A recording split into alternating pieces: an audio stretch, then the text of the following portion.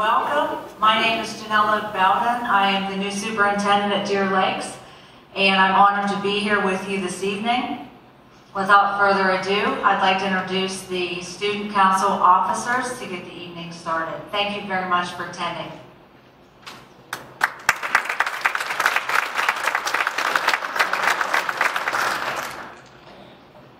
Once again, my name is John Camerlo. I am the president of Deer Lakes High School Student Council. Next year, I will attend Kent State University in Ohio. I welcome you to the 4th Annual Deer Lakes Distinguished Alumni Award dinner and induction ceremony. Hello, I'm Emma Nowakowski, and I'm the Vice President of Deer Lakes High School Student Council. Next year, I will attend the University of Pittsburgh. The purpose of the Distinguished Alumni Award is to identify, recognize, celebrate, and honor those alumni who have distinguished themselves in academics, the arts, public service, through professional contributions or athletics at the collegiate or professional level, and who, in doing so, have added to the pride and prestige of Deer Lakes School District. Earlier this year, the district received nomination forms asking East Deer-Frazer and West Deer residents to nominate graduates from the former East Deer-Frazer and West Deer School District, who guaranteed at least a decade ago and whom they felt deserved to be recognized. I am proud to say that I was among one of the 8 judges, comprised of administrators, individuals from the community at large, board members, and students of the Deer Lakes School District. The honorees were selected on the basis of outstanding contributions made in their chosen professions. Hello, I am the senior class treasurer, Destiny Napolitano, and next year I will be attending Purdue University in Indiana. This year's honorees have traveled to great lengths, often literally, to achieve their goals. They include an esteemed school district administrator, a trusted veterinarian, a devoted teacher and school board member, a war hero, an accomplished artist, and a public safety expert. One thing they all have in common, though, is they all began their academic, personal, and professional journeys right here in the Deer Lakes community. So please join me in congratulating all of them on receiving this prestigious honor. Thank you.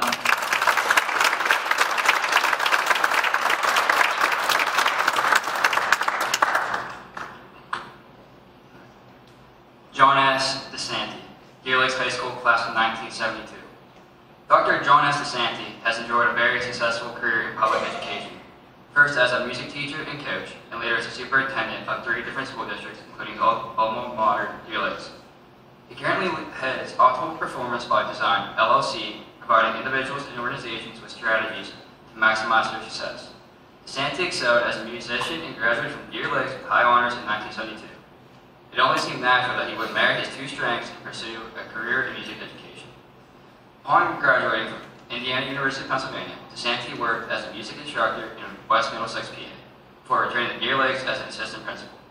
He was later named the district superintendent at 31 years old, making him one of the youngest administrators in the country to rise to that position. At Deer Lakes, DiSanti's achievements including the introduction of several progressive programs that are now standard practice across the state, including research-based experimental math and science programs, and cross-curricular writing. Under DiSanti, the district's test scores rose significantly. He was named Outstanding Superintendent by the PA Music Educators Association for his campaigning of the arts. DiSanti later moved to Derry Area School District in Hershey, PA, where he led one of his schools to the National Blue Ribbon School Distinction. He was named Outstanding Superintendent by the Council for Public Education for his illustrative leadership and positive impact on students, particularly those considered to be at risk. In 2005, DiSanti became the superintendent of West Allegheny School District. His career accomplishments culminated in 2013 when the University of Pittsburgh presented him with the Distinguished Educator Award. Diane Kirk, director of the Study Council, called DiSanti a visionary leader who represents the best of our profession and who has shaped education in our state and region. He is a person of great integrity, and his commitment to his profession, colleagues, community, and students is without equal. DiSanti lives in Imperial, PA with his wife Judy. They have 3 children, Jana, Justin, and Jared. Ladies and gentlemen, John S. DiSanti.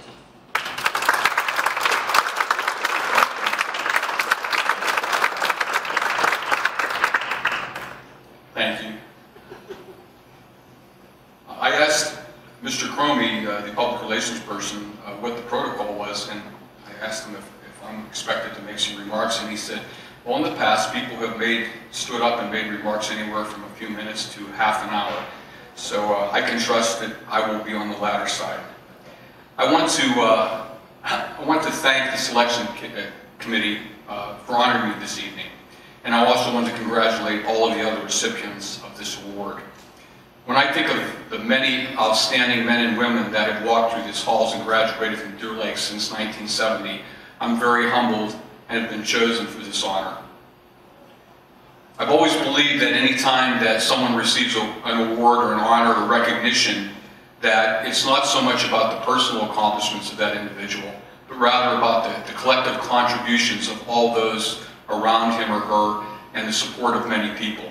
And I will tell you that's what this is all about. You know, my journey started here many, many years ago in Curtis Square Elementary School with people like Moner, Graff, DeMarco, Jaloski, Cox, wonderful people. And the journey continued with great teachers and mentors at the high school and at the middle school, and counselors like Dan Angeloni and Jimmy Marsili. Yes, my career was definitely inspired by the blue-collar people of this once mining town. They taught me that success will come if you have your priorities correct, that being faith, family, and vocation. Over my 38 years as an educator and 29 as a superintendent, I've had the privilege of working with some of the most remarkable, dedicated, selfless, child-centered people that you can ever imagine. Each in their own way did everything they could to make sure that every child succeeded.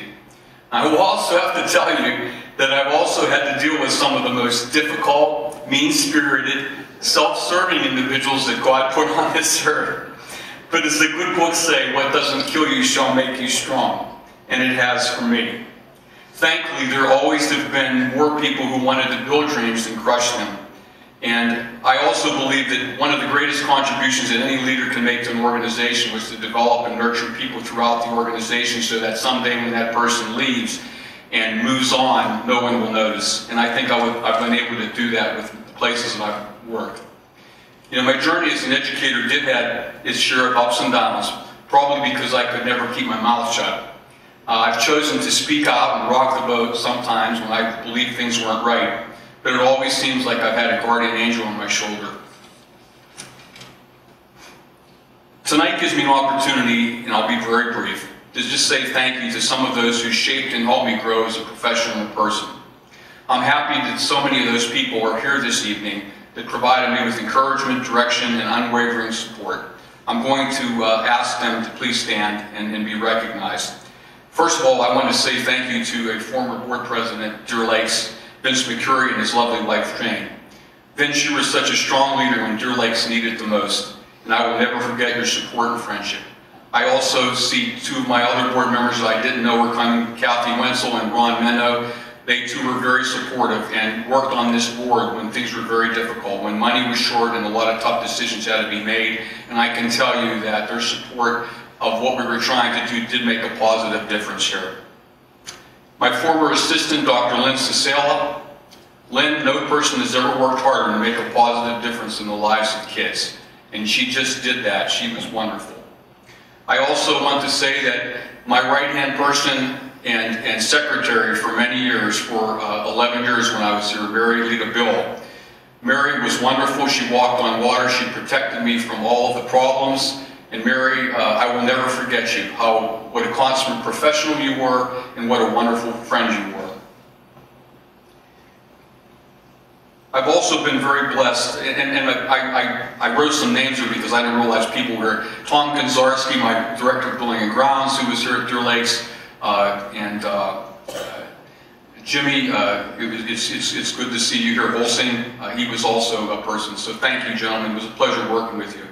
I've been blessed in my personal life as well, and I'd like to recognize members of my family that are here. My brother David and his son, David, my godson, a terrific educator in his own right who keeps that tradition alive. And no one has a better brother and nephew. My Uncle Leo and Aunt Barbara Merjaker are here. Thank you for being here, for all your support. To my mom, Eleanor, thanks, Mom, for giving me unconditional love, and to you and Dad who made sacrifices so that David and I could have opportunities that you never had. I'll never forget that, and for being shining roles of Christian living. Unfortunately, 2 of my 3 children could not be here tonight. Jana lives in Oregon, and my other son, Justin, is a graduate student at Miami of Ohio. My baby, Jared, is here. He is a senior next year at the University of Pitt. I'm proud of all of them. It brought nothing but joy into my life. And finally, to my beautiful brothers, 3 times in my career, I had to pick up and move because it was the right thing to do. And she did not say anything but be nothing but supportive, and I'll always remember for that. She always put me and the kids first, and I could not have found a better partner to share with in life. I want to close by saying that I truly believe that being an educator is a spiritual calling. And Pope Francis once said that we must protect and embrace the whole of humanity, the poorest, the weakest, and the least important. Consistent with that message, there's never been a time in the history of public education when advocacy for children has been more important. To me, being an educator is truly a calling. Educators have been chosen to be the voices of children. We all have the responsibility to speak out when policy and lawmakers render decisions that hurt kids, particularly those who are considered to be the weakest or least important. And that's what we're called to do. It takes courage, and we will pay a price for our advocacy, but in the end, we'll know that what we did was right. And as my dad, Sam, would tell us each time he would take us camping, we should always think about leaving the campsite better than we found it. We need to remember that we all have a responsibility to make this world a better place for future generations. Thank you, and God bless.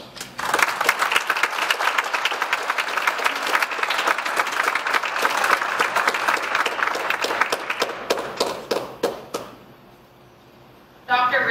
Richard Linkenheimer, Deer Lakes High School, class of 1982. Dr. Linkenheimer's educational and professional career was an indirect one, and is testament to his perseverance and his passion for learning. Prior to becoming one of the area's most trusted veterinarians, Linkenheimer worked in the swimming pool industry and as a teacher. He spent time in Ohio, Kentucky, and Mississippi, earning various degrees along the way. His career path also led him overseas to such exotic locales such as Dublin, Ireland, and St. Kitts, West Indies, all in pursuit of realizing his dream, which he eventually attained through his unwavering persistence and the remarkable support and patience of his family. A self-described average student in high school, Linkenheimer always dreamed of becoming a veterinarian. He began his post-secondary academic career at Edinburgh State College. Along the way, some of his counselors advised him to change his majors, but he refused to be deterred from following his heart. He graduated with a degree in biology and with a minor in chemistry. He spent the next year earning his secondary education teaching certificate in case he was unable to get into veterinary school. After more than a year pursuing entrance into veterinary school, Linkenheimer eventually found himself studying in Dublin, Ireland, before transferring to Ross University in St. Kitts, West Indies. Linkenheimer received that school's Academic Achievement Award and was named to its dean's list every semester he was in that program. Linkenheimer also worked alongside some of his professors as a teaching assistant, and he tutored many of his classmates. He credits his time as a teaching assistant and tutor for helping him become a better student. Linkenheimer completed his studies at Mississippi State University, where he received his class's highest honor surgical award. Linkenheimer spent his past 20 years providing health care to the pets of local families and is the owner and operator of River Valley Veterinary Hospital in Springdale, PA. He resides in West Deer, PA, with his wife, Kim, their daughter, Paige, and their son, Colin. Ladies and gentlemen, I give you Dr. Linkenheimer.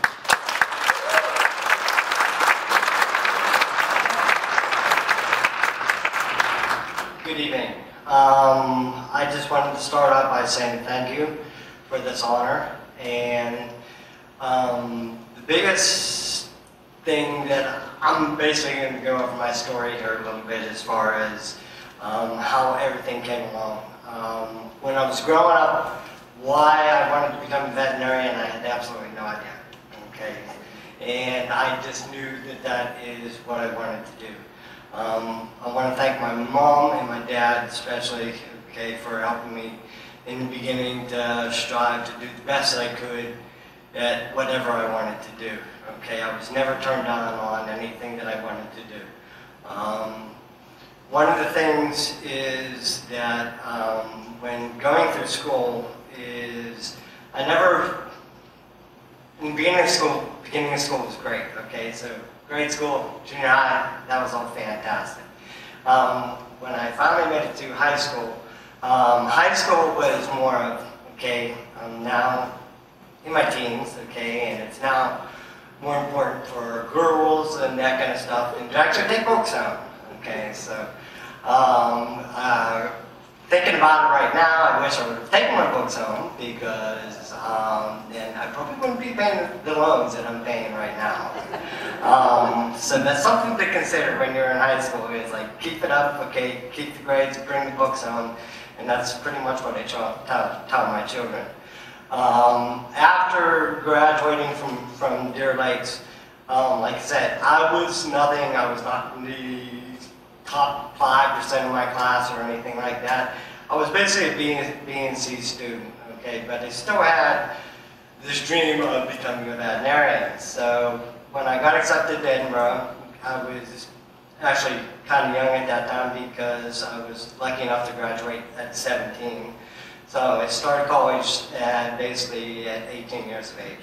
And that was a different experience too, because I was still like in high school and those type of things, etc. So I did take basically what they would call the pre-veterinary or pre-doctor, whatever classes you had to take. So they were all basically academic kind of classes.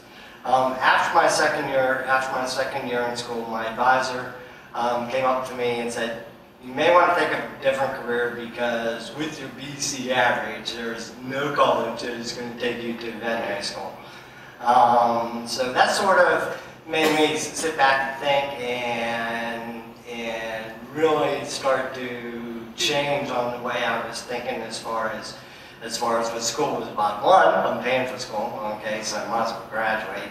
And I might as well try to do what I want to do. So by the time I finished high school, my last semester I graduated with 4.0, and actually when I finished college, I think my average was about a 3.6. So I went from being a BC student to a 3.6 student.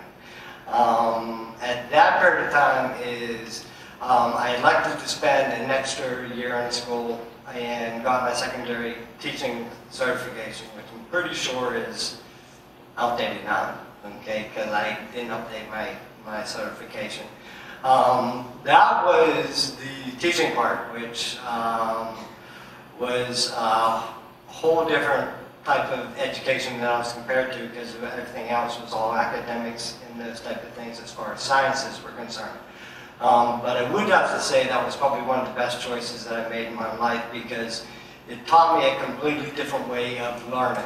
Okay, so when you look at teachers, okay, teachers, the way I looked at it was that, okay, I had to know something, because somebody may ask me a question on this and I better know the answer, okay, because I don't want to be in there opening up the book, looking at the book and saying, okay, this is what the answer is, okay. So, so after finishing that I was working in the swimming pool industry. I did that during the summers and those type of things. I moved out to Ohio State, okay, to try to bring up one of my chemistry grades, which was not that good in undergrad.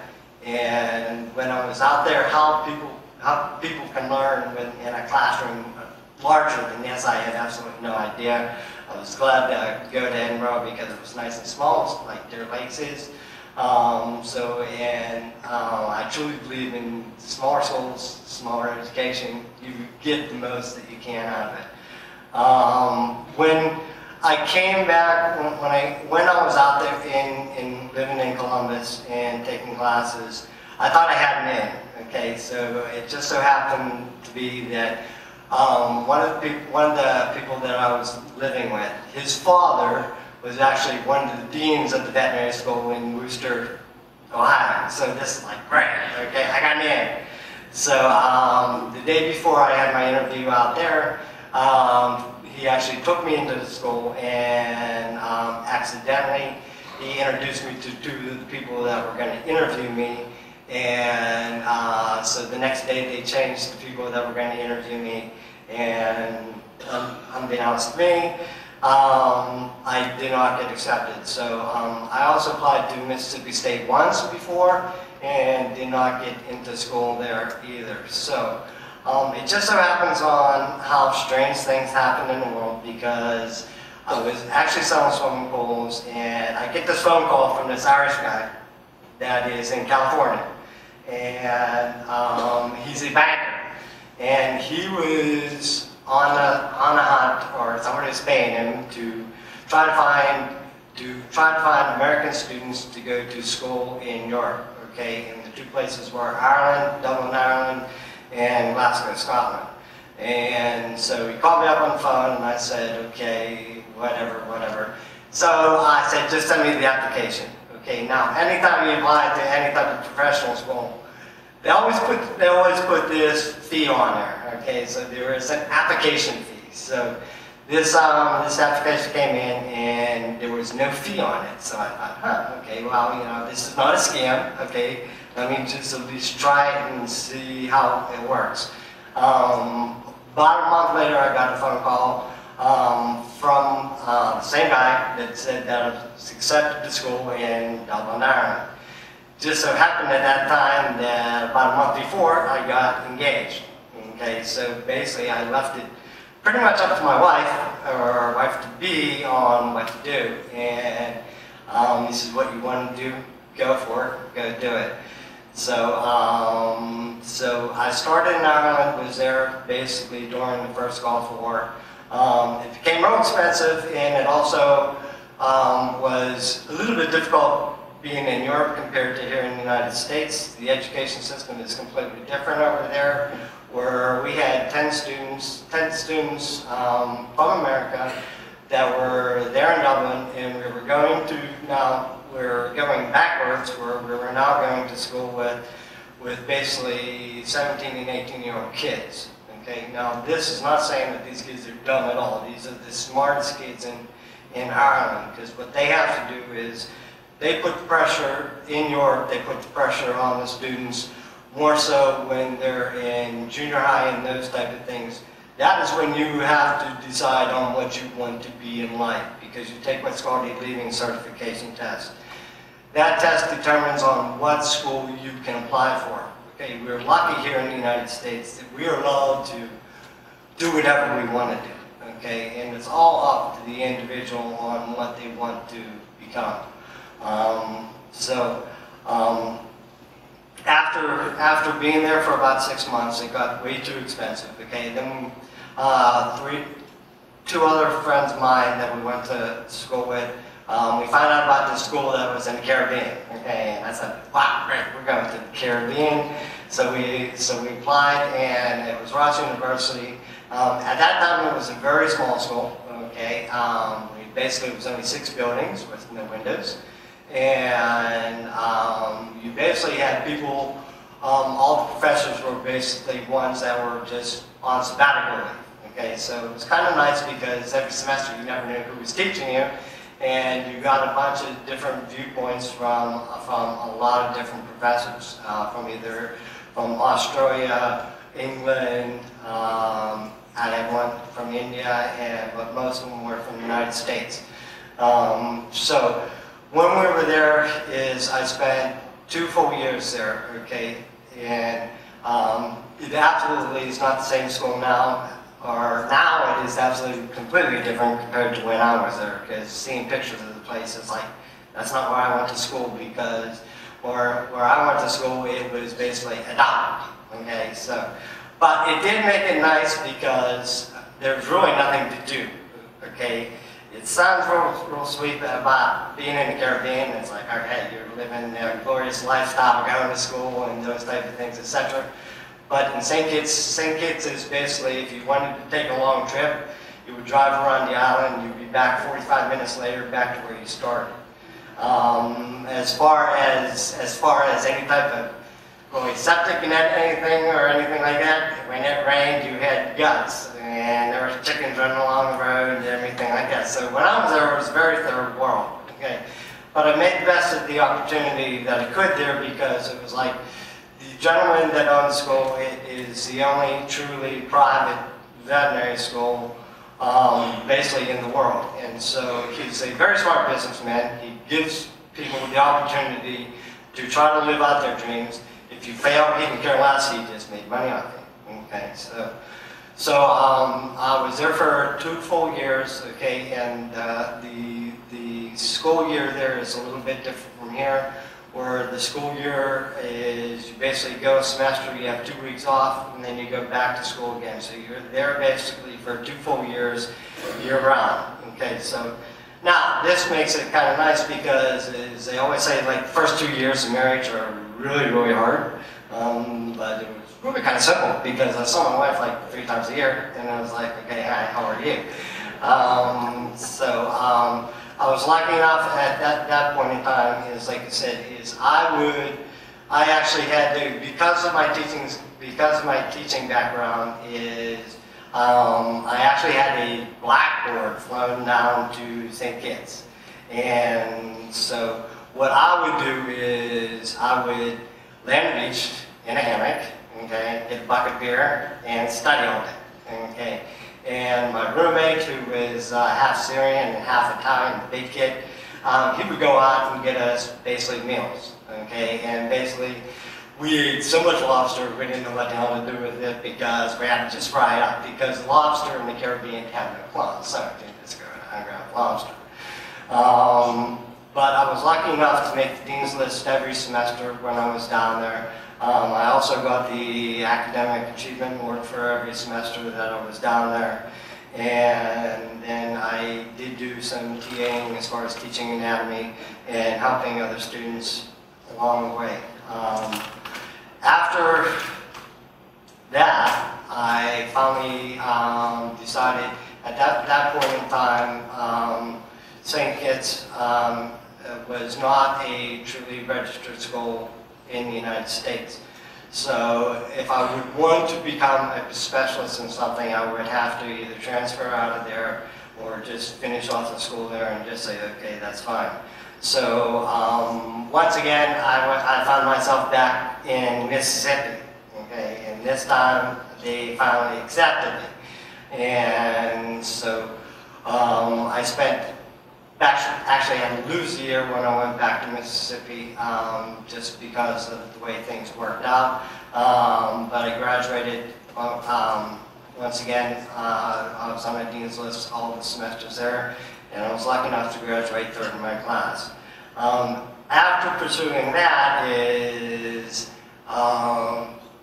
I elected to try to pursue a specialty. So in order to do a specialty, you have to do what's known as an internship. So that's basically working for nothing, 24 hours a day. So I did my internship in Louisville, Kentucky. So luckily, okay, I'm one of the few students, okay, that got to see the world while I was going to school. Okay, since that time, okay, I haven't been anywhere really. So I did all my traveling when I was younger.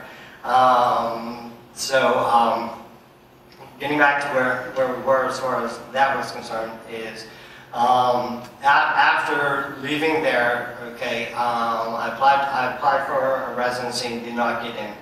And I remember my wife's father asking me, okay, before he died and he had ALS, he would always ask me, when am I ever going to get out of school and get a real job?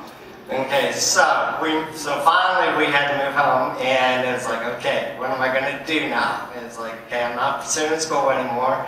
And so I did emergency for 5 years, and then after doing that for 5 years, my wife and I opened up River Valley Veterinary Hospital in Chesapeake. And since that time, we have now outgrown that place, and we have now moved to Springdale. I do want to say a couple of thank yous I hate bragging about myself, okay? I don't like doing this. And I told my girls that I would definitely try to keep it under an hour, okay? Because typically I have a clock on me that tells me 20 minutes are up, get the hell out of the room. I want to thank all my staff for coming here today, okay, which I was really shocked to see, and I thank them all for being here, okay, they helped me out tremendously. And probably I'm lucky enough to have what I would say probably two sets of parents. I have my original parents and I have my adopted parents. My adopted parents are basically Mr. and Mrs. Miller. Mrs. Miller was one that nominated me last year for this award. This was a time way back when, okay, when you could trust people. Okay, so basically they were a young couple, they just got out of school, and my sister and I and another girl, we were practice for kids, for them to see if they were going to have kids later in life. So I guess we passed because now they have kids and grandkids all run around the place. And I just wanted to thank them, and I do remember the blue pop, okay, the last blue pop was the wrong blue pop, and making our popsicle stand, lamps that we used to do all the time when we were over there. Okay. Once again, I just want to thank everybody for coming tonight, and thank you for this honor.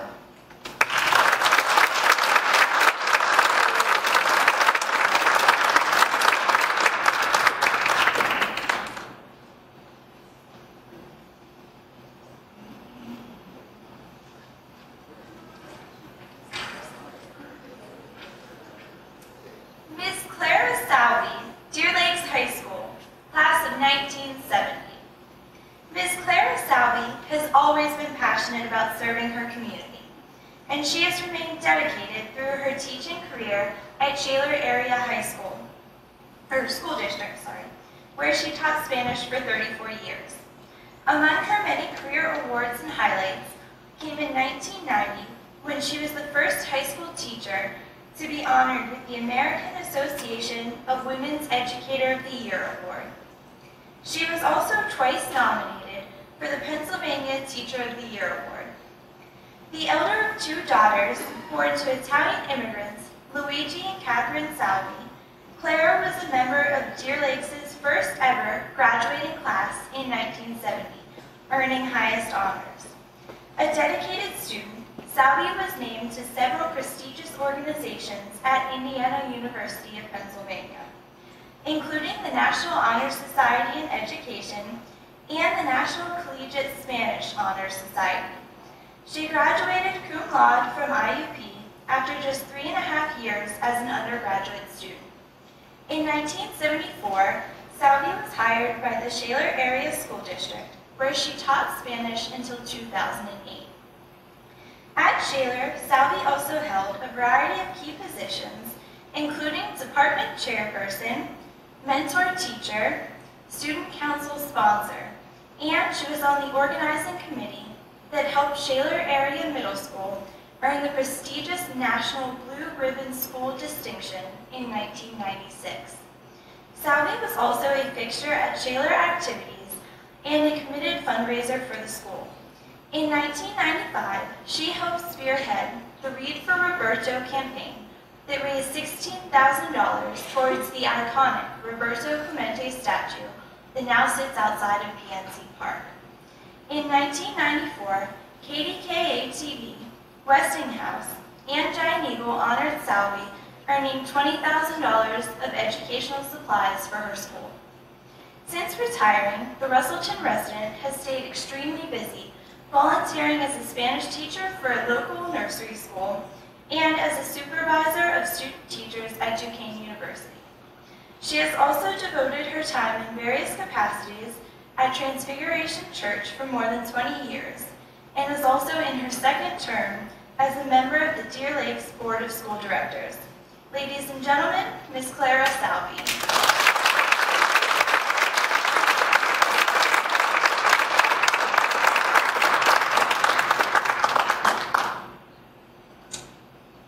Congratulations to all of this year's honorees, those who were honored in the past, and everyone who has been nominated for this award. Thank you to the Deer Lakes School District for honoring all of us over the years. From the first time I entered Mrs. Scott's first grade class at Russellton Elementary School, I knew I wanted to be a teacher. I can still remember all of my elementary teachers, but most of all, Mrs. Utzik, who taught us English, reading, and writing, and Miss Horrenda, who was our math teacher. Miss Horrenda made sure that we had those drills and multiplication, time drills and multiplication and division, two excellent, excellent role models. After elementary school, it was on to West Deer High School, the current middle school building. 3 teachers there influenced my path in life. Mr. Dan Angeloni was the yearbook sponsor, and I worked on his staff for 6 years. As a senior, I was the yearbook editor, and while at Shaler, I was the yearbook sponsor at the junior high / intermediate school / middle school for 25 years. I can't talk about memorable high school teachers without mentioning Mr. Ray Fortune. Mr. Fortune was an English teacher who was and is still beloved by all of the students.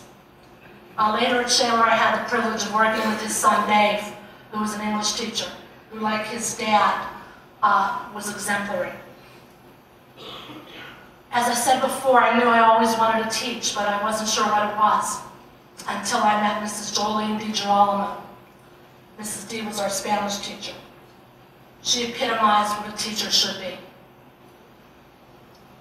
In the fall of my senior year at high school, I was no longer a student at West Deer, but suddenly East Deer-Frazer kids came to our building, and yes, I was a member of the first graduating class of Deer Lakes. Upon graduation, I went to IUP. We called it Indiana back then. Again, I always knew that I wanted to teach. So I took 19 credits most semesters and went to Mexico one summer to study. In the fall of 1973, I did my student teaching at Highlands, yes, Alexis, Highlands. And I need to thank Mrs. Betty Tusey, my cooperating teacher, for guiding me. I graduated in December of '73. I was offered a teaching assistantship at IUP, but that's not what I wanted. So, graduated in December of '73, and I started to apply for jobs. And I remember it was January. And the holidays came and went, and my parents wanted to have a party for me. I was the first female in both sides of the family to get a degree. My cousin David, who's here today, was the first ever in the family to get the degree. But I didn't want a party, because I didn't have a job.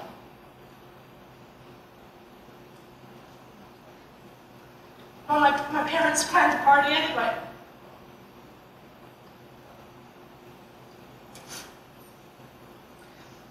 So the party was for a Saturday. And on Friday, I got a call from the Broadway School District. And I was offered a sabbatical leave. And I wanted to teach. So I accepted the job on Friday, had the party on Saturday. My mother and I went to Broadway on Monday to look for a place for me to stay. I moved on Tuesday, and I started on Wednesday. At the end of the school year, I was offered a permanent job because the person wasn't coming back. But again, I wanted to come back home, so I took my chances and came back home. That summer, I interviewed at Shaler area with Mr. Ed Winkler, who was the principal of the junior high school. And I'll never forget his words as I was leaving his interview. He said to me, "Young lady, if you were selling sweepers, I would own a new Hoover." I knew I had the job, but I think there was some divine intervention there too. Because I think the Blessed Mother was looking over me because I was hired on August the 15th at Shaler. I was there for 34 years, and as they say, the rest is history. My most memorable years were at the middle school. Those of you that are in education know that we move along. They reconfigure buildings and we move, but the middle school is where I started and where I loved it the most. At the middle school, we used to have year-long things. And the most memorable and rewarding was the one called Read for Roberto, the Roberto meaning Roberto Clemente. And if you have an hour or so, I can tell you how we incorporated every grade and every discipline into the theme. The idea was to have students increase reading books by asking parents and family and friends to pledge money for the books that they read. The money raised was then sent to the Pirates for the Clemente Statue Fund. I'll tell you that the Clemente family came to school. The students got to meet Mrs. Clemente and two of her sons. Pirates that were playing at that time, like Andy Van Slyke, came to school and met the kids. Past Pirates like Nellie Groves and Steve Glass came to the school. The sculptor, Susan Wagner, came to the school, and the kids got to experience all of this. It culminated with us going to the All-Star festivities when the statue was unveiled, and our band and our chorus performed La Borinqueña, which is the Puerto Rican national anthem. Everyone that went to Shaler at that time, grades 6 through 8, can still go down to PNC Park to see the statue and say, you know what, I contributed to them. I need to thank the students, the parents, the teachers, the administrators, and the support staff at Shaler. I could not have had a better experience. Well, it'll be 7 years in June that I retire. I didn't know what I was going to do, but the Holy Spirit had plans for me. My life has been filled with activities. That summer, my sister and my niece and I went up to the community days, and I passed back by the Deer Lakes Nursery School booth where my niece and nephew both went to school. And I met Teresa Williams, and I asked her if she ever accepted volunteers.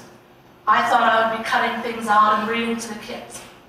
And when I told her I was a retired Spanish teacher, if any of you know Mrs. Williams from the nursery school, she has these big brown eyes. And these big brown eyes opened up. And she said, would you like to teach our children? I said, I'll try.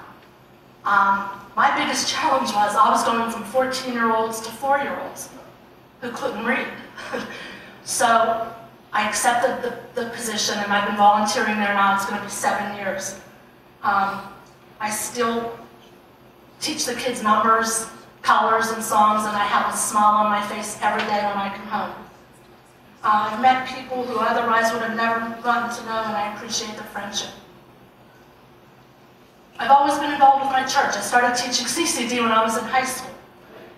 And after retirement, I've been part of several parish organizations, councils, and ministries. As I told you, Holy Spirit had a plan. I thank you to our pastor, Father Jim Holland, all the parishioners. They keep me grounded in my faith, and again, I am blessed to have such wonderful people in my life. There's something else that keeps me busy too. For the past 6 years, I've been a Deer Lake School Board Director. And again, I've made some wonderful friendships. People that I might never have gotten to know. And thank you for that. I used to say I was lucky because I always knew what I wanted to do. But lately I realized it wasn't luck. God has blessed me with so many gifts. My family, my education, my church, my friends. My family is, wondering when I'm going to break out in tears, and it's coming. Stay close. Probably a little bit before, but it's going to. I'm going to try to get through this. Destiny, don't go away, honey, because you may have to come up here and read this, okay? I want to thank everyone who's here this evening to support me. Friends from church, friends from nursery school, friends from the community, but most especially my family, my sister Rose, my brother-in-law Bill, my nieces Billy, Susie, Eric, and Alexis. Eric just came in. They tell me he got here late, but he's here. My cousins Carrie and David, and their spouses Gloria and Eric, and my Aunt Ida and my Uncle John. I love all you guys. Most especially, I need to thank my mother and dad.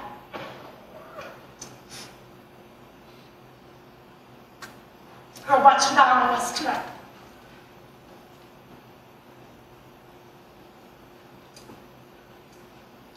They were both Italian immigrants who came to this country with nothing except love and a good work ethic.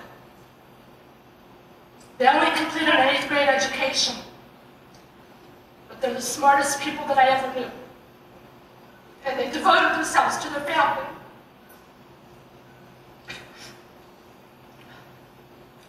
My paternal grandfather died when my dad was 10 years old, leaving 5 little kids. And my grandmother remarried, but my step-grandfather was in the army in Italy in World War II. And he was captured by the Brits, and he was sent back to England and was a prisoner of war. My dad had to step up to take care of all the kids. He was just a teenager. My maternal grandfather came to this country to find work, leaving behind my grandmother, who was pregnant with my mother. She was in Italy for 6 years with 3 little kids, and he would send her money all the time until he was able to save enough money to bring them to this country. Like my sister and I, my mother attended Russellton Elementary School, but at the end of 8th grade, she wasn't allowed to go to high school. Back in the day, West Deer didn't have a high school, so she would have had to have gone to Springdale, and my grandfather would have had to pay tuition. And those of you that are, a little older know that back then, they just didn't have the money. And back then, he didn't feel the girls needed an education. So, at the age of 14, she had to go to work. I know they're both looking down on us tonight. And my dad is shaking his head. And he's saying, unbelievable. Unbelievable. Thank you.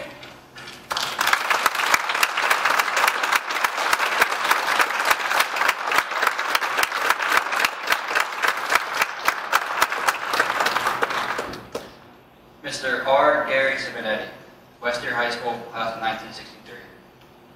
Mr. Robert G. Simonetti, or Gary, as he was known to friends, family, and classmates alike, is a lone member of the Distinguished Alumni Class of 2015, who will be inducted posthumously. Simonetti, who passed away in 1997 from the complications related to his military service, was a classic overachiever in everything he did. An early entrant into the Vietnam War, Simonetti became a decorated veteran, earning 4 Bronze Stars, an Army Commendation Medal, and a National Defense Service Medal, among others. Later, he earned multiple degrees from Duquesne University and taught mathematics for many years in the Sheila area district. According to those who knew him, Mr. Simonetti was driven right from the start. One of 7 boys born to Alice and Dominic Simonetti, Sr., at West Deer High School. He was a drum major and an honor student and the president of the school's National Honor Society. Following his 1963 high school graduation, Simonetti attended Duquesne University, where he earned a bachelor's degree in education. Simonetti then enlisted in the United States Armed Forces as a part of Duquesne's ROTC program. There he became an incredibly well-decorated soldier. Simonetti served as a captain of the Medics American Division in Vietnam from 1967 to 1969. During his tour of duty, Simonetti was awarded 4 Bronze Stars, the Army Commendation Medal, the National Defense Service Medal, a Purple Heart, Combat Medical Badge First Award, and the Republic of Vietnam Campaign Ribbon with Device. Major General Frederick J. Hughes, Jr., Medical Corps of the U.S. Army, presented Simonetti with many of his awards.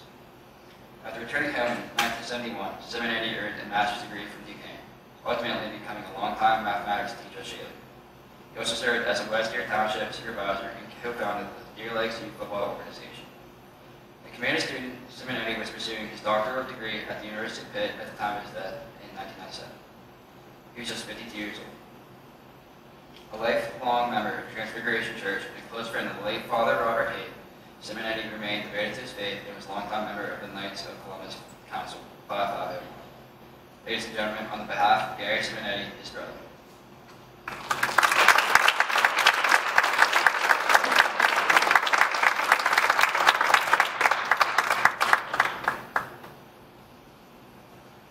Good evening, everybody. I'd like to congratulate all of those of you who've been responsible for this event,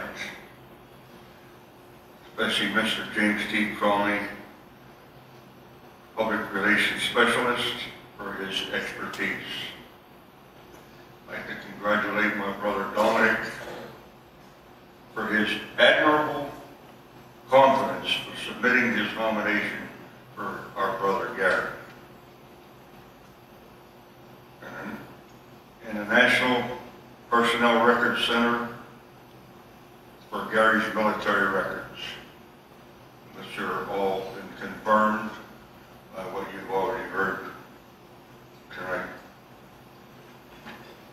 Also, I'd like to congratulate all the recipients that were honored for this year by the Distinguished Selection Committee. Congratulations again. A lot of this, what I say tonight, is going to sound repetitious because he just did a pretty good job of covering just about what I was going to cover. But I might add a few words more. The family of Robert Gary Simonetti would like to thank the Distinguished Selection Committee for selecting Robert Gary for the honor as one of the recipients for this award. I will refer to his name as Gary because our family called him as Gary, and the reason is unknown, except that maybe it was a shorter name. He was born in September of '45 and deceased in June 17, 1997, at the age of 52. He was a disabled veteran, a member of the Disabled Veterans of Foreign Wars. He was one of the 7 sons of Mother Ellis and Father Dominic Simonetti. During the span of 52 years, his accomplishments were something for us as a family was appreciated.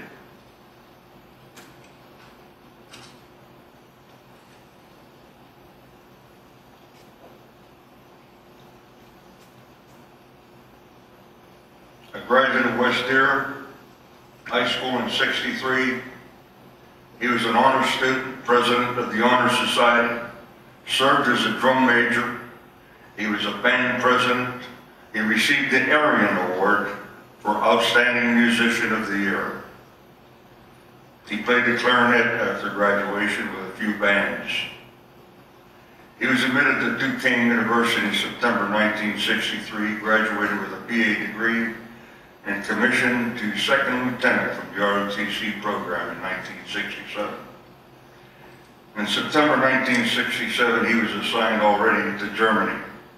In September '68, he was assigned to Fort Riley, Kansas for medical training.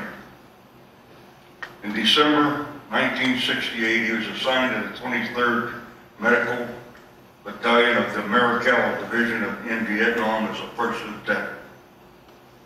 While in Vietnam, he received the first award, the Combat Medical Award, badge, 4 Bronze Stars, the Army Commendation Medal, among other medals related to Vietnam from November '68 to November '69.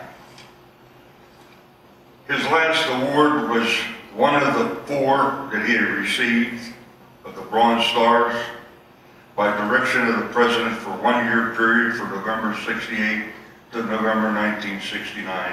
And I'd like to quote the citation of that award.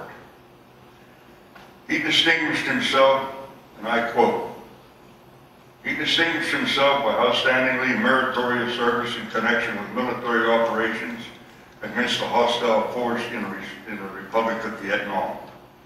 During that period, he consistently manifested exemplary professionalism and initiative in obtaining outstanding results.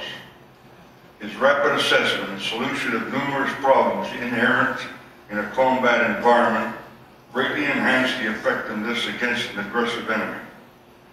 Despite many adversities, he invariably performed his duties in a resolute and efficient manner, energetically applying his sound judgment and extensive knowledge.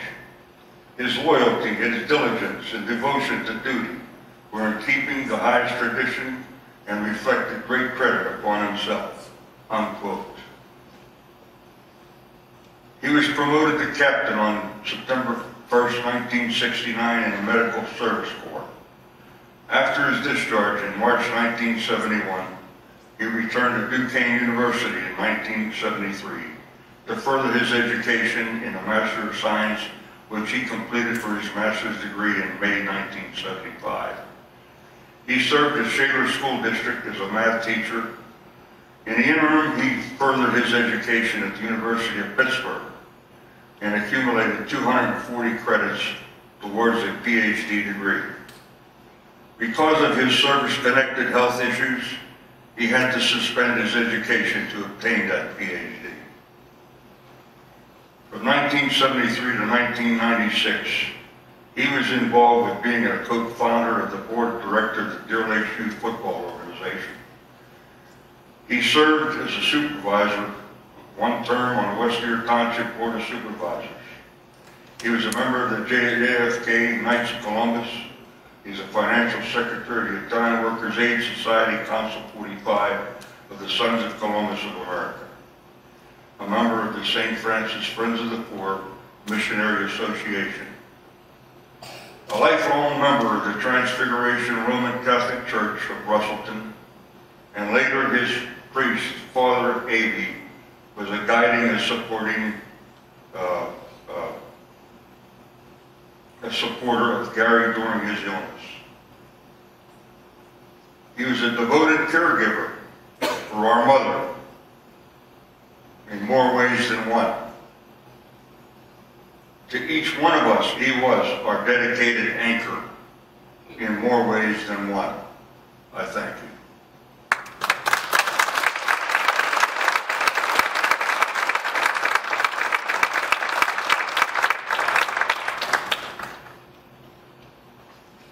I would like to take a minute to honor two previous honorees, Dan Angeloni, West Deer, 1948, and Lucille Braun, West Deer, 1959.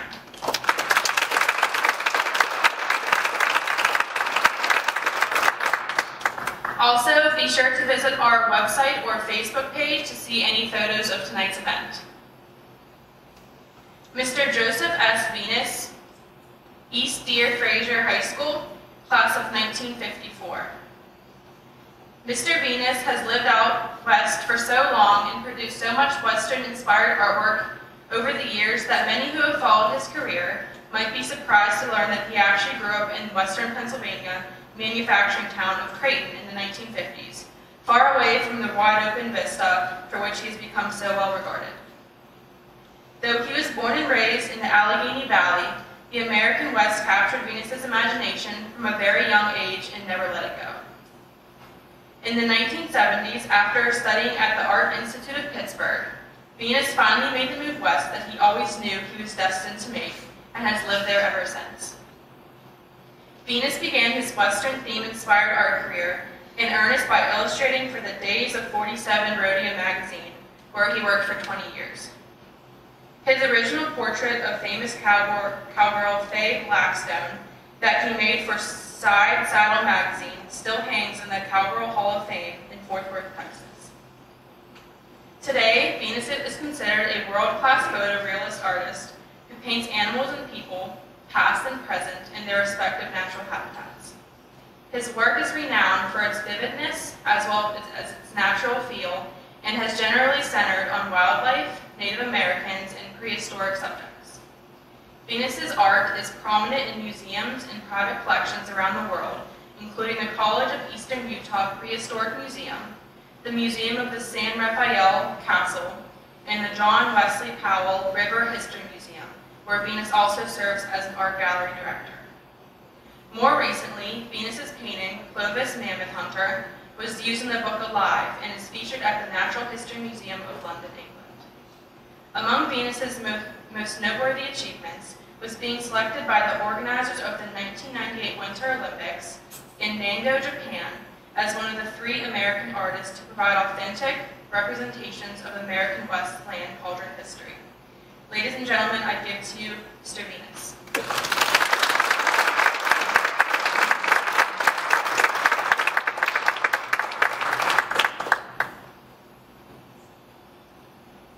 What a treasure to be here.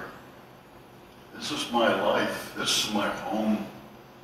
I was born here, and I've had the opportunity to have an education here. But most important thing, the support I had from the people that live here. This is you. You make it work. This is what you have here. Be proud of this place. You know, just sitting here in this magnificent auditorium, when I get back home to the mountains of Utah. I can look back at this and just, I can tell people back home, people I talk to, I have visited, this is a treasure of the East. It's here. This is your place. Look what you developed. This magnificent arena here. This is just, it is a jewel. It's really the jewel of the East, and it's here. I've had the opportunity to get an education here. I worked at Jerome Motor Company, working on cars, but I had the tremendous support of Frank Jerome and Stato Little to encourage me to get an education. I did. I pursued that, and they patiently followed me and helped me do that. And the thing is, I have an opportunity to work for an architectural firm in Pittsburgh to develop my skills in art and technical illustration. I worked for an advertising studio. I talked to my wife because we were becoming really pretty successful selling art. I said, babe, what do you think we go back west? I think we can do it. Shirley looked at me and she said, we can do it. And we did. It was her support that made it possible for me to be where I am today. And the thing is, we did move from Pennsylvania. We moved to Salt Lake City, then to the base of the mountains where I live now, at the beautiful Wasatch Mountain Range. That was what was my desire in my heart and the support from my wife. We came out, we went to Utah. I could feel the animals, I could feel the people, and I was so concerned about the culture of the people.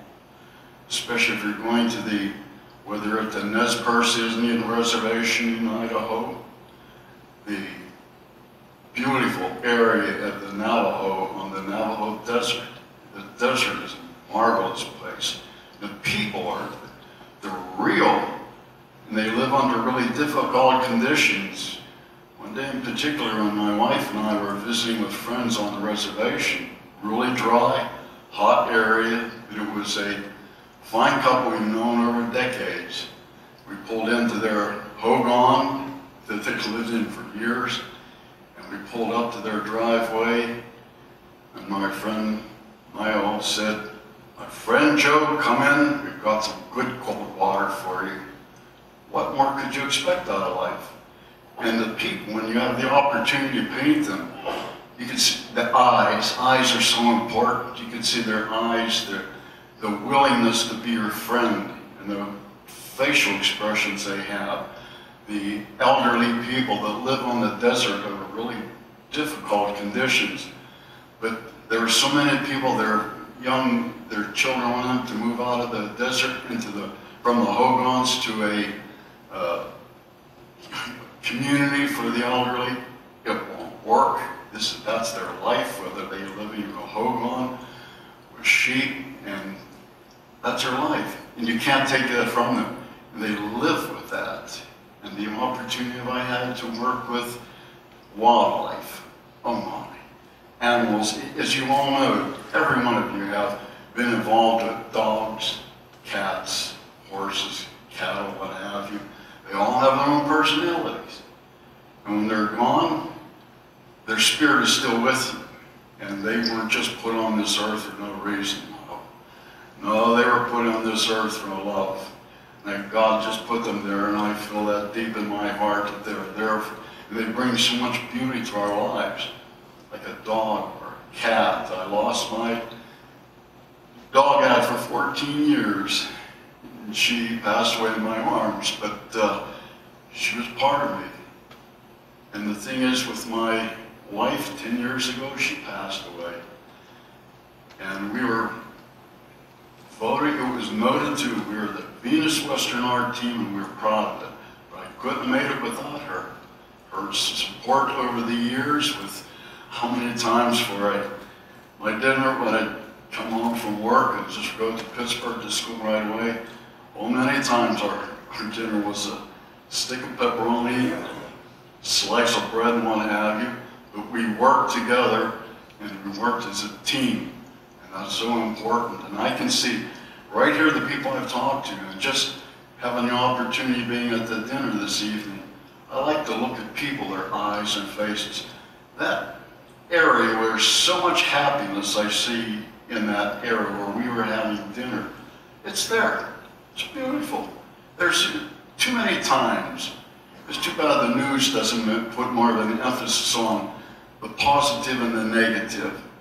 The negative is here, the positive is you can't, it's so large. And it's just happy faces and people. That's what life really is.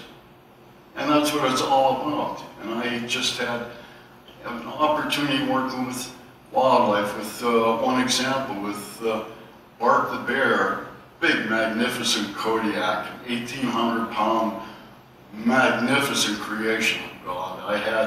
I wanted to paint that guy, but I wanted to do a painting of a Kodiak to get that feeling of that power and that muscle to be charged.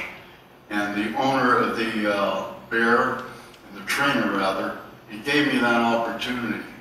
And when we did that, working on that bear over and over again with him charging me, it was fantastic. He was in the movie The Edge with Sir Anthony Hopkins, and you've probably seen it with Alec Baldwin too. The bear was in there, but that bear was such a magnificent animal. He was so big the head you couldn't put your arms around him.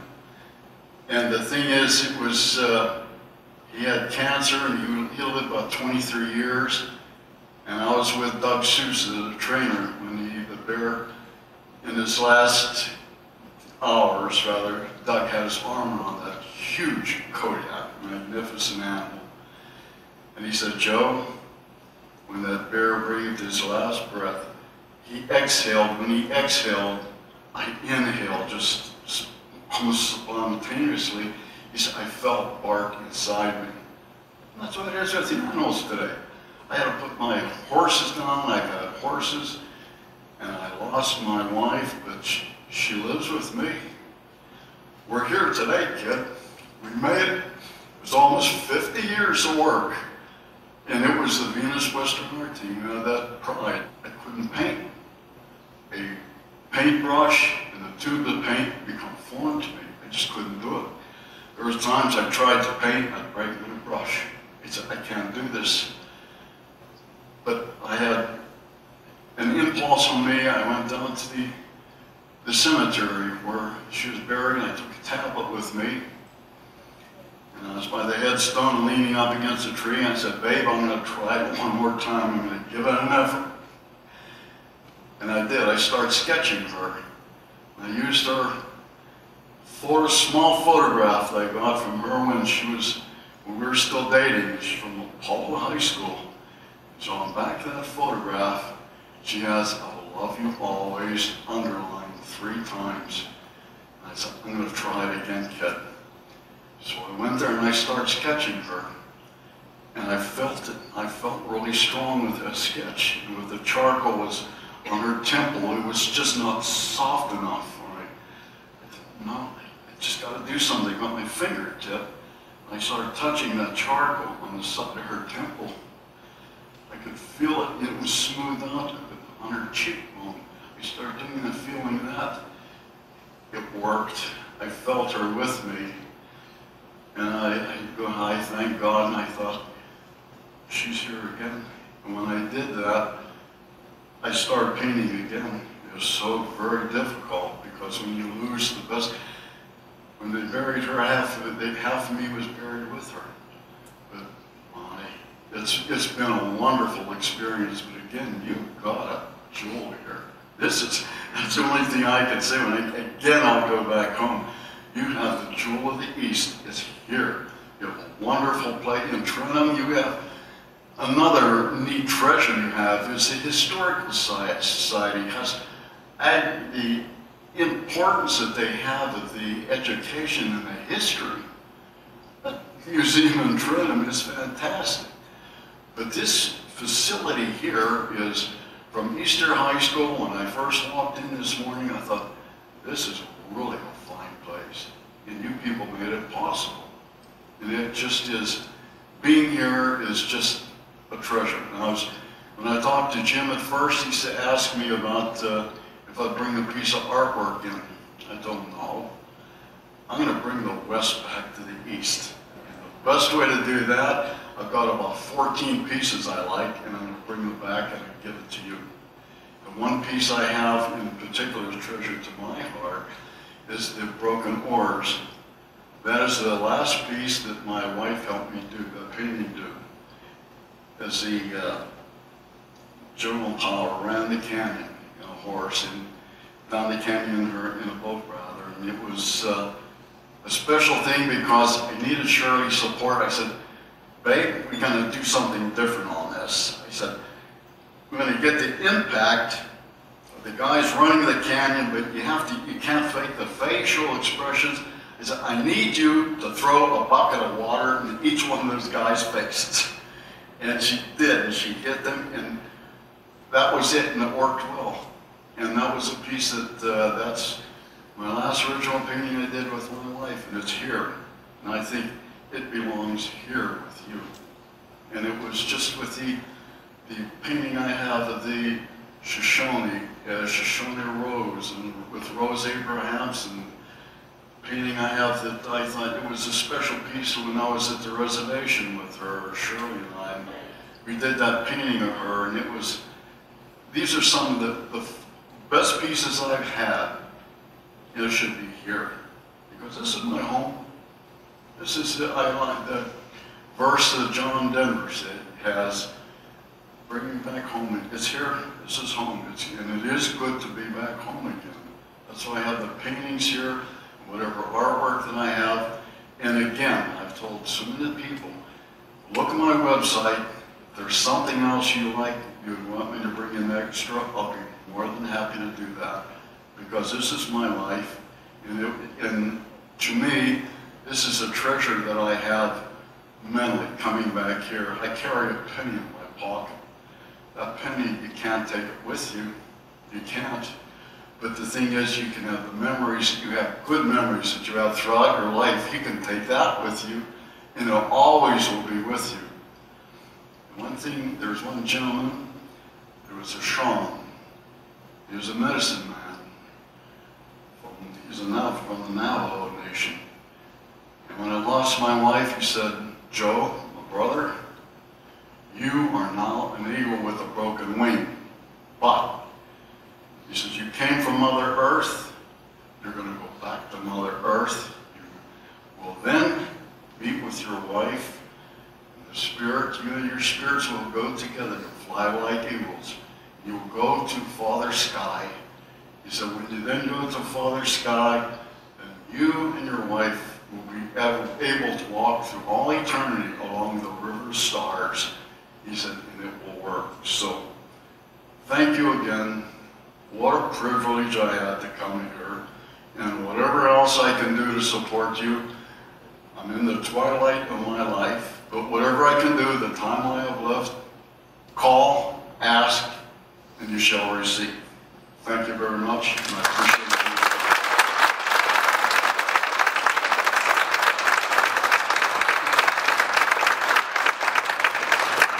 Mr. Joshua Wiegand, Deer Lakes High School, class of 1999. Mr. Joshua Wiegand, the most recent graduate among this year's Distinguished Alumni Honorees, has dedicated his life to public safety, logging over 1,300 hours of first responder training. Wiegand has also served as a volunteer firefighter, going all the way back to his high school days. In 2008, he was elected Chief of the West Deer Township Volunteer Fire Company No. 3. In 2013, Wiegand became an evaluator for the Pennsylvania State Fire Academy and earned his state certification in fire inspection. Wiegand knew from an early age that he wanted to work in public safety. He completed his basic fire training courses at the Allegheny County Fire Academy while he was still in high school. By 2000, the then still not 20-year-old Wiegand had earned his certification as an emergency medical technician, was appointed lieutenant at the West Deer VFC No. 3, and was named the West Deer Township Emergency Management Agency. Under Wiegand's leadership, West Deer DFC number 3 has become certified as a medical quick response service by the Pennsylvania Department of Health and a certified rescue service. In 2010, the unit was approved as a Pennsylvania Certified Fire Company.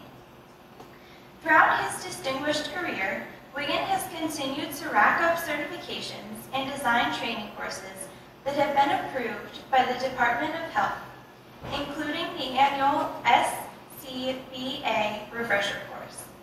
Today, Wiegand's full-time job is as an EMT at the McCandless Franklin Park Ambulance Authority that handles more than 6,000 calls annually. Wiegand also operates a side business in which he works with more than 50 fire departments and EMS services to help them secure funding through grant writing. In the past 10 years, he has secured more than $6 million in grants and awards, including nearly $1 million for West Deer DFC number 3. Wiegand resides in West Deer with his wife Heidi and their 6-year-old son Jacob. Ladies and gentlemen, Mr. Joshua Wiegand.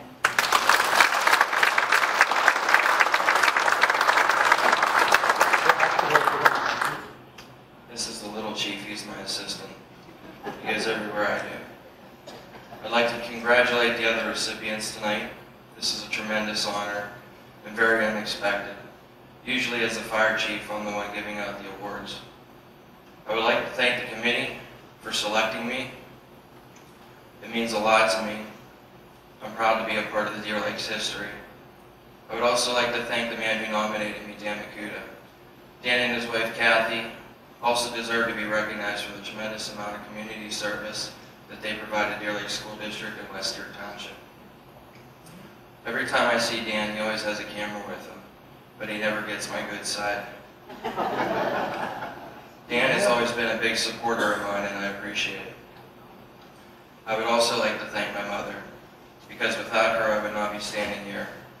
My mother worked hard to raise my brother and I as a single parent. She provided everything we needed. And she taught us to work hard, to do the right thing, to show respect and care for others. I find myself teaching my son Jacob these same lessons. Honestly, my achievements would not be possible if it wasn't for the love and the support of my family. My wife supported me becoming the fire chief because she believed in me. I made many sacrifices, but my family has also made many sacrifices, sometimes reluctantly. I've missed many family functions, holidays. I've gone nights without sleep to help others in need. I did not choose public safety for the recognition. My passion is helping others, so it was only natural. I joined a volunteer fire company in 8th grade at the age of 14. My parents were both members and I could not wait to join. I was amazed at the amount of responsibility I was given at such a young age. I was fascinated by the stories and determined to learn as much as I could about firefighting. The first fire I went to, I was told to make the hydrant connection. It was up to me alone to get the water to the other firefighters to put out the fire.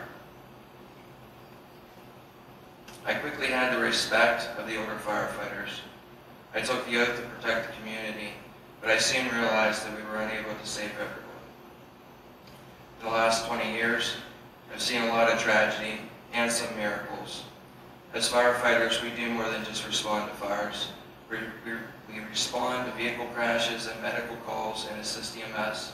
We also provide fire prevention like fire inspections, installing smoke detectors, and even teaching first aid and CPR. We do this to prevent tragedies from occurring. At the end of high school, I still didn't know what I wanted to do for a career because firefighting in this area was all volunteer. I tested with the city of Pittsburgh and passed, but the city went into bankruptcy and only hired a few firefighters. I decided to go to college and received a degree in business, but I stayed in public safety as an EMT.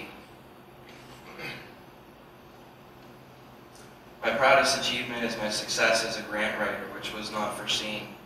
I was asked to submit a federal grant for Western number 3 by the previous chief. I read all the instructions. all 110 pages of them, and I submitted the application. The hardest part was writing the narratives to explain why we needed the equipment, why we couldn't afford the equipment, and how it would benefit the community. They say a picture is worth 1,000 words, but I had to come up with the words to paint the picture. My wife tells people I have the gift of gab. That, along with my business degree and my understanding of public safety, helped me get the funding. The other fire departments in the area asked me to help them get a grant because they were unsuccessful. So I completed the applications for Richland, West Deer number 1 and West Deer number 2. They too also received funding, and from there my name spread all over by word of mouth. Today I work with 50 fire departments writing grants. Just this week, 5 more grants were awarded to fire departments in Allegheny County, Fayette, and Washington counties, bringing my total to 120 grants worth $7.5 million in funding for public safety in Western Pennsylvania.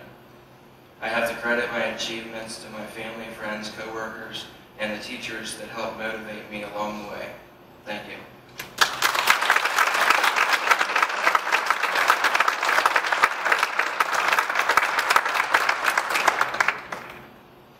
Congratulations to all the honorees tonight. If you could please make your way down to the main stage for a group picture. There are also a few personal belongings still in the cafeteria if you left anything in there. You can also grab a centerpiece from the cafeteria if you would like one. And I encourage you to check out Mr. Venus's artwork set up in the hallway if you haven't already.